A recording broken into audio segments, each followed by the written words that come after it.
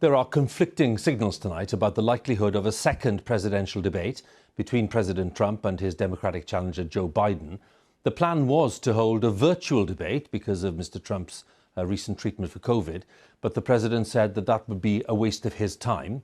Last night saw the only face-to-face debate between the vice presidential candidates, Mike Pence and Kamala Harris, as our North America editor Jon Sopel reports. Never before has a VP debate been so important, and there's a reason for that. With both presidential candidates well into their 70s, the old phrase about the number two being only a heartbeat away from the Oval Office has never seemed more relevant.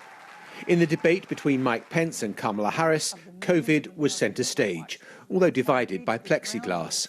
The American people have witnessed what is the greatest failure of any presidential administration in the history of our country. But I want the American people to know that from the very first day, President Donald Trump has put the health of America first. Whatever the vice president is claiming the administration has done, clearly it hasn't worked. But when you say what the American people have done over these last 8 months hasn't worked, that's a great disservice to the sacrifices the American people have made.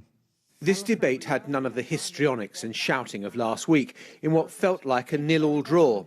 To be honest, the most exciting bit came when a very black fly landed in Mike Pence's very white hair and stayed there. President Trump and I stand with you. It ended with this trail ahead. The second presidential debate is next week on October 15th. A town hall-style debate in Miami. But this morning, the independent commission that runs the presidential debates ruled that next week's encounter should be virtual. The president's reaction, a furious, "I'm out." No, I'm not going to waste my time on a virtual debate. That's not what debating's all about. You sit behind a computer and do a debate. It's ridiculous. And then they cut you off whenever they want. Joe Biden, who's agreed to a virtual debate, was today throwing up his hands. We don't know what the president's going to do. He changes his mind every second. So for me to comment on that now would be irresponsible.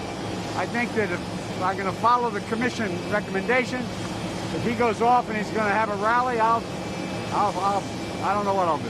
The strategy of the president pre-illness had been to change the subject away from the pandemic. Now he seems to be embracing it as a gift. I think this was a blessing from God that I caught it. This was a blessing in disguise. But for all that, he's still confined to quarters, while Joe Biden is out campaigning, something that will add to the president's growing frustration. It's understandable that the president would much prefer to have an in-person debate, but arguably he's cutting off his nose to spite his face.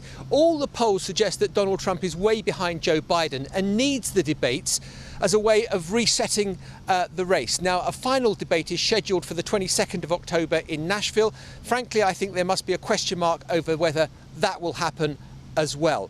One other thing that's significant that has happened today, the Senate Majority Leader, a Republican, normally slavishly loyal to Donald Trump, has come out with absolute withering criticism of the White House's handling and has said that the president more or less has got what he deserves by the laxness over mask wearing and keeping social distancing. Maybe we're seeing the first cracks in Republican unity. Huw.